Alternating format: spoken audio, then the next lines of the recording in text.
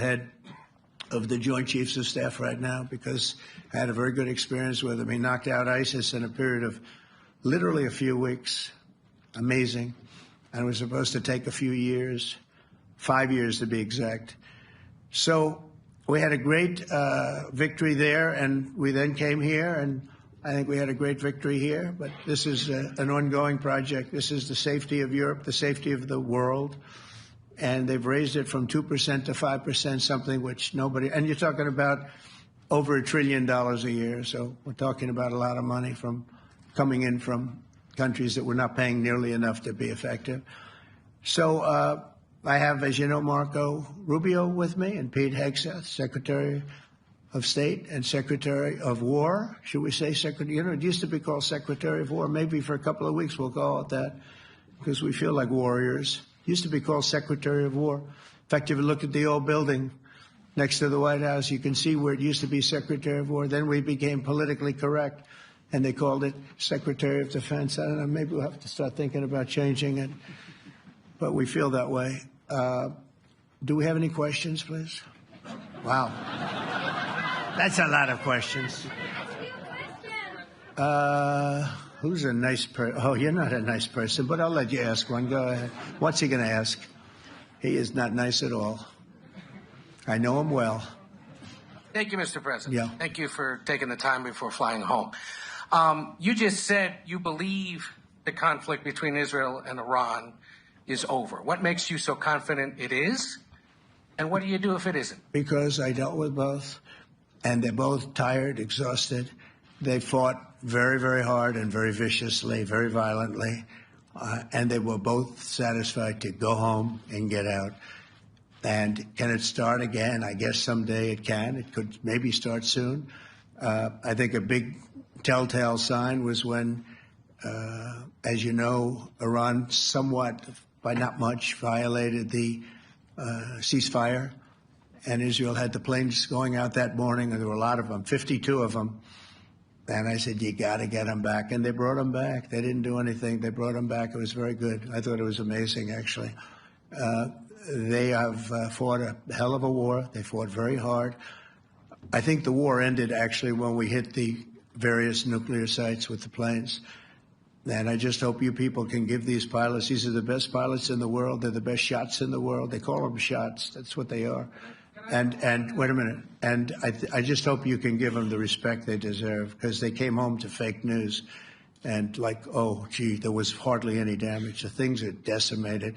So, but I think, no, I think they're very much finished. I think Israel's going to get back to doing what they do. And I think that Iran's going to get back. You know, Iran has a huge advantage. They have great oil, and they can do things. I don't see them getting back involved in the nuclear business anymore. I think they've had it. They've been at it for 20 years, and I don't see that happening either. Now, if it does, we're always there. It won't be me. It'll be somebody else, but we're there. We'll have to do something about it.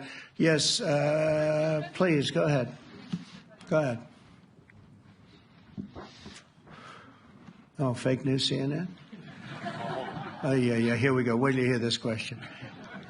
You should really say how great our soldiers and our warriors are. I think everyone appreciates our soldiers and our warriors. I do have two questions for you, Mr. President. You just cited Israeli intelligence on these attacks. Earlier, you said U.S. intelligence was inconclusive. Are you relying on Israeli intelligence for your assessment of the impact of the strikes? No, this is also, Iran made the statement. And it's also, if you read the document that was given, that Pete can talk about if you'd like, the document said it could be very severe damage. But they didn't take that. They said it could be limited or it could be very severe. They really didn't know, other than to say it could be limited or it could be very, very severe. And you didn't choose to put that because it was very early after. Since then, we've collected additional intelligence. We've also spoken to people who have seen the site, and the site is obliterated. And we think everything nuclear is down there. They didn't take it out. Okay, question? Please, go ahead. Go ahead. Yeah, blue dress. Thank you so much, Mr. President. Yesterday you said China can now continue to purchase oil from Iran. Yeah. Are you giving up on your maximum pressure campaign? Because there are sanctions right now. With who? On Iran. No, look, they just had a war. The war was fought. They fought it bravely. I'm not giving up. They're in the oil business. I mean, I could stop it if I wanted. I could sell China the oil myself. I don't want to do that. They're going to need money to put that country back into shape. We want to see that happen. Would it? No. If they're going to sell oil, they're going to sell oil. We're not taking over the oil. We could have, you know. I used to say with Iraq, keep the oil. I could say it here, too. We could have kept the oil. No, China is going to want to buy oil. They can buy it from us. They can buy it from other people. But you're going to have to put that country back into shape. It desperately needs money. Yeah.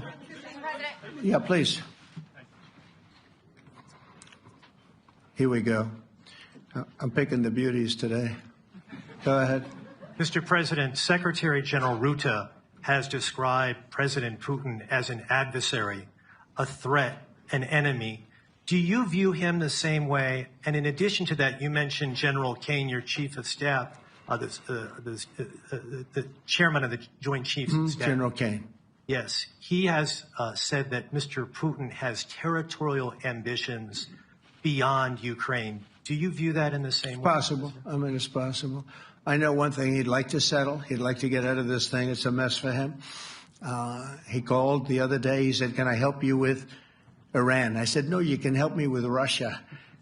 Because, you know, in the last few weeks, we took care of India and Pakistan, Kosovo, Serbia. I think on Friday we have coming in, the Congo is coming in and Rwanda is coming in. That was a vicious war that went on, a machete war, heads chopped off all over Africa. They're coming in. We did 2 others in addition to that. Nobody's ever done anything like this. No, I consider him a person that's, I think, been misguided. I'm very surprised, actually. I thought we would have had that settled easy. I've settled 4 of them in the meantime. But he did call up, and he said, you know, he's close to Iran. He'd like to help us get a settlement. I said, no, you help me get a settlement with you, with Russia. And I think we're going to be doing that, too. Yeah, please. Go ahead, please. Thank you, Mr. President. You've made clear your position on what impact the strikes had. I wanted to ask you what is next with Iran. For instance, is there any indication from U.S. intelligence that Iran was able to move any material? No, just the opposite. We think we hit them so hard and so fast they didn't get to move. And if you knew about that material, it's very hard and very dangerous to move.